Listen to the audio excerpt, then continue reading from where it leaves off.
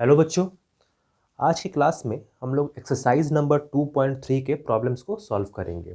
Problem number 1 and problem number 2। Problem number first में which of the following relations are functions, give reasons, if it is a function determine its domain and range. तो सबसे पहले तो हम लोगों को ये बताना है कि गिवन टर्म जो है वो फंक्शन है या नहीं, और अगर फंक्शन है तो उसके डोमेन और रेंज को निकालना है। फर्स्ट क्वेश्चन देखते हैं। फर्स्ट क्वेश्चन में जो एलिमेंट्स है वो इस तरह से दिया गया है 2 1 5 1 8 1 11 1 14 1 एंड 17 1। तो इस तरह से एलिमेंट्स को दिया गया है और डिसाइड करना है कि क्या ये फंक्शन है या नहीं। तो ये फंक्शन होगा, इसलिए होगा क्योंकि डिफरेंट डोमेन है। डोमेन यानी फर्स्ट एलिमेंट्स। अगर फर्स्ट एलिमेंट्स को ध्यान से देखें तो सभी डोमेन का जो एलिमेंट्स है वो डिफरेंट है। रेंज इक्वल हो सकता है पर डोमेन डिफरेंट होना चाहिए। तो गिवन डोमेन के लिए रेंज सेम है, तो हम लोग डोमेन में सारे एलिमेंट्स को लिखेंगे जो कि फर्स्ट एलिमेंट्स के रूप में दिखाई पड़ रहा है, और रेंज के रूप में वो एलिमेंट्स जो सेकेंड एलिमेंट है। तो सेकेंड एलिमेंट तो सेम है 1, और डोमेन के रिलेशन में क्या लिखेंगे हम लोग, फर्स्ट एलिमेंट्स। तो पहले डोमेन लिख लेते हैं। तो बच्चों डोमेन क्या हो जाएगा, 2 5 8 11 14 एंड 17 सारा फर्स्ट एलिमेंट्स वो डोमेन हो जाएगा, और रेंज क्या हो जाएगा 1। यहाँ पे डोमेन जो है वो डिफरेंट है लेकिन रेंज क्या है, इक्वल। फंक्शन वैसे टर्म्स को नहीं बोलेंगे, वैसे एलिमेंट्स को नहीं बोलेंगे जो सेम डोमेन के लिए सेम रेंज दे। जैसे अगर 2 के लिए 1 है और अगेन 2 के लिए कुछ डिफरेंट रेंज मिल जाता तो हम लोग उसको फंक्शन नहीं कहते। ये सारा जो है फंक्शन का डोमेन है और ये रेंज है। ठीक है। Next problem second. Problem second में बच्चों दिया गया है, इस तरह से सारे एलिमेंट्स को लिखा गया है 2 1 4 2 एंड सो ऑन। तो ये फंक्शन है या नहीं कैसे डिसाइड करेंगे, तो सबसे पहले फर्स्ट एलिमेंट को देखेंगे, डोमेन को देखेंगे। तो क्या डोमेन और रेंज यूनिक है, तो बिल्कुल है। डोमेन भी यूनिक है और रेंज भी यूनिक है, तो ये फंक्शन होगा। अब डोमेन को लिख लेते हैं और रेंज को लिख लेते हैं। इस तरह से बच्चों हम लोग डोमेन और रेंज को लिख लेंगे। यहाँ ध्यान से अगर देखें तो सभी डोमेन और रेंज यूनिक है। अगर फंक्शन में 2 रख रहे हैं तो क्या मिल रहा है 1, 4 रख रहे हैं तो 2 मिलेगा, 6 रख रहे हैं तो 3 मिलेगा। तो सभी नंबर्स यूनिक है। तो ये गिवन जो दिया गया है प्रॉब्लम वो फंक्शन होगा। ठीक है, और जिसका डोमेन और रेंज इस तरह से हम लोग लिख लेंगे। अब लास्ट प्रॉब्लम की तरफ चलते हैं, प्रॉब्लम नंबर थर्ड की तरफ। प्रॉब्लम थर्ड जो है बच्चों को दिया गया है 1 3 1 5 एंड 2 5। तो इसको डिसाइड करना है कि ये फंक्शन है या नहीं। तो बस देख के ही हम लोग बता सकते हैं कि ये फंक्शन नहीं होगा। इसका कारण क्या है कि ध्यान से अगर देखें तो गिवन डोमेन के लिए अगर देखें तो फर्स्ट अगर 2 एलिमेंट्स को देखें तो यहाँ भी 1 है, वहाँ भी 1 है। उन 2 एलिमेंट्स के लिए रेंज अलग अलग है, तो ऐसा पॉसिबल कभी नहीं होगा।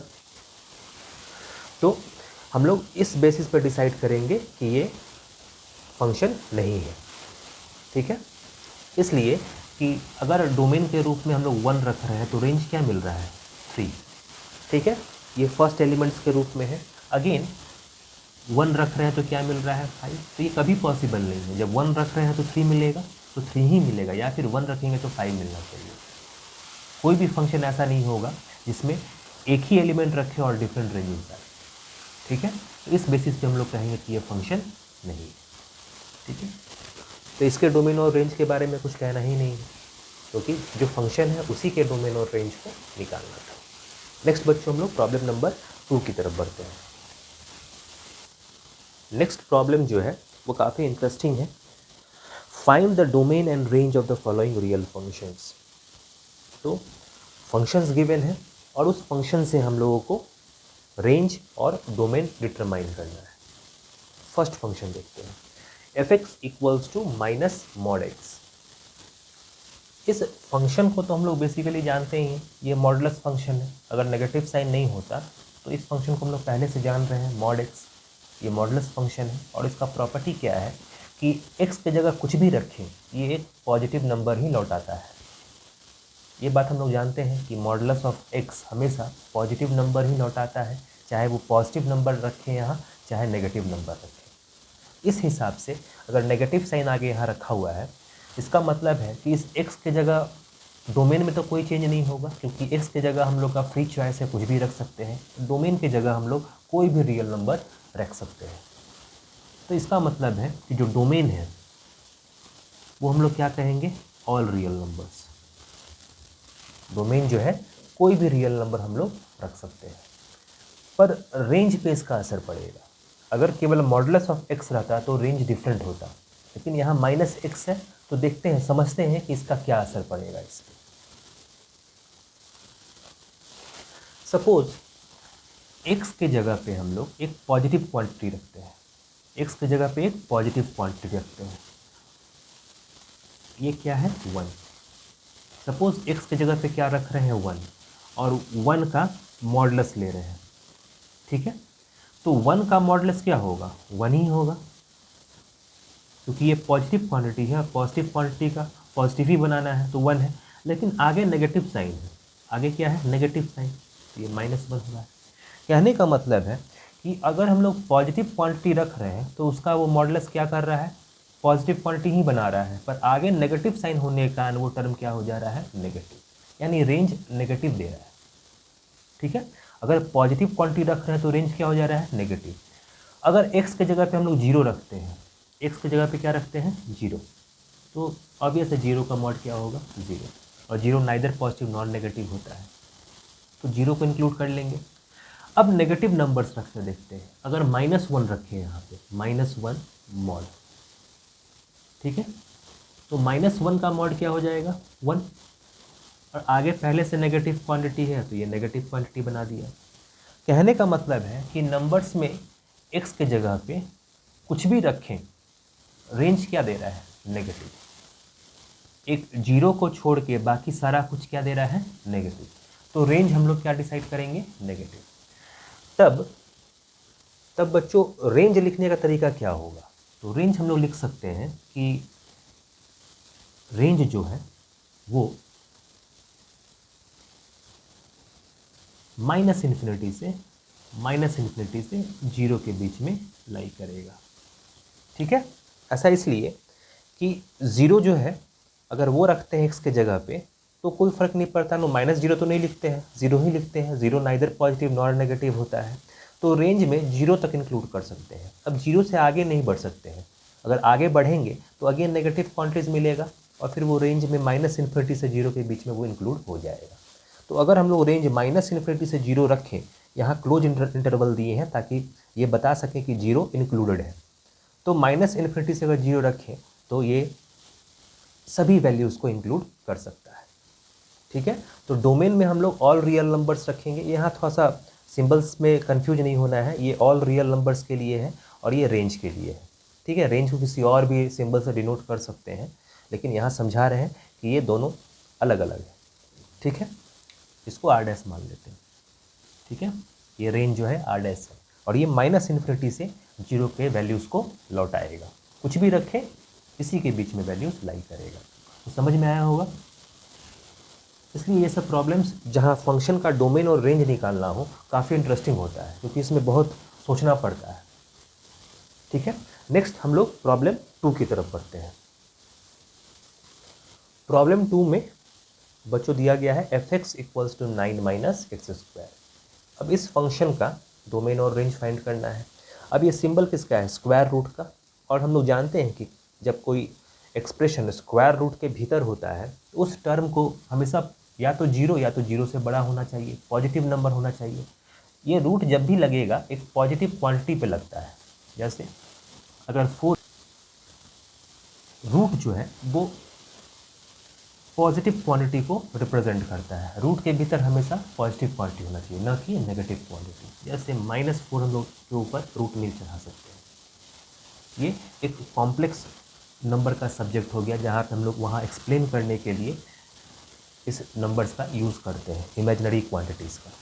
पर मैथमेटिक्स में रूट जो सिंबल है स्क्वायर रूट, ये हमेशा पॉजिटिव नंबर पे लगाया जाता है, ठीक है, इस क्लियर है। जब पॉजिटिव नंबर पे लगाया जाता है तो इसका मतलब इसको पॉजिटिव होना पड़ेगा, या तो जीरो हो या फिर जीरो से बड़ा हो। तो इसी कंडीशन को लगाते हुए हम लोग इसको सॉल्व करेंगे। तो स्क्वायर रूट के भीतर कंडीशन क्या होना चाहिए कि 9 माइनस एक्स स्क्वायर का वैल्यू या तो जीरो हो या तो जीरो से बड़ा हो, तो पॉजिटिव रहेगा। जीरो हो सकता है, रूट के भीतर जीरो अलाउड है, पर जीरो से बड़ा वैल्यू होना चाहिए, जीरो से छोटा नहीं। तो इन दो कंडीशन को अप्लाई करते हुए हम लोग डोमेन और रेंज फाइंड करेंगे। क्या हो जब 9 माइनस एक्स स्क्वायर का वैल्यू जीरो हो। जब 9 माइनस एक्स स्क्वायर का वैल्यू अगर जीरो होगा तो एक्स का वैल्यू क्या हो जाएगा, +-3। एक्स का वैल्यू +-3 होने का मतलब है कि ये उसका रूट है। अगर यहाँ पे हम लोग 3 रखते हैं तो 3 का स्क्वायर क्या होगा, 9, 9 माइनस 9 जीरो। तो एक रूट ये हो गया, और -3 भी रखें तो भी जीरो। और हम लोग अभी भी ये बात कैच कर चुके हैं कि रूट के भीतर जीरो अलाउड है, जीरो और जीरो से बड़ा नंबर, जीरो से छोटा नहीं होना चाहिए। तो x इक्वल्स टू +-3, ये दो क्रिटिकल पॉइंट मिला, ये दो क्रिटिकल पॉइंट मिला जिसके इंटरवल में हम लोग डिसाइड करेंगे कि क्या क्या डोमेन ये ले सकता है।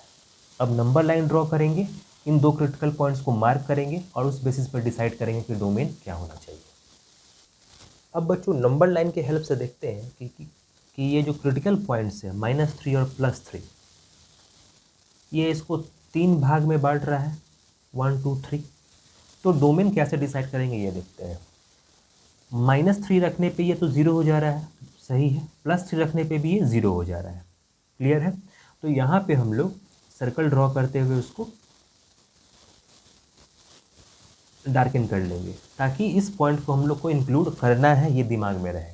ठीक है, सर्कल बना के उसको हम लोग डार्क कर लेते हैं ताकि इस दो पॉइंट्स को हम लोग को इंक्लूड करना है इंटरवल में। अब -3 से इधर के इंटरवल्स को देखते हैं। तो -3 के बाद -4, -5, -6 होगा। सपोज -4 यहाँ रखते हैं, तो -4 का स्क्वायर तो पॉजिटिव होगा 16, और 9 माइनस 16 क्या हो जाएगा, नेगेटिव नंबर है। तो 9 माइनस 16 को हम लोग मतलब इधर के वैल्यूज़ को हम लोग नहीं ले सकते हैं। सेम इधर के केस के लिए भी होगा, इधर के वैल्यूज़ को हम लोग नहीं ले सकते हैं, क्योंकि अगर 4 रखते हैं तो ये टर्म क्या हो जाएगा भीतर, नेगेटिव। तो इधर के टर्म को इधर के टर्म को हम लोग नहीं ले सकते हैं। तो ऑब्वियस है कि -3 से 3 के बीच के वैल्यूज़ को लेंगे, और ये देखते हैं रख के, अगर यहाँ जीरो रखते हैं, -3 और 3 के बीच में कोई एक नंबर है जो ज़ीरो आएगा, तो ज़ीरो रखते हैं तो √9 होगा, जो कि पॉजिटिव क्वांटिटी होगा। इसका मतलब है कि हम लोग इधर के वैल्यूज़ को ले सकते हैं, क्लियर है। तो डोमेन में -3 से +3 हम लोग इंक्लूड करेंगे। तो बच्चों डोमेन क्या हो जाएगा, डोमेन जो है,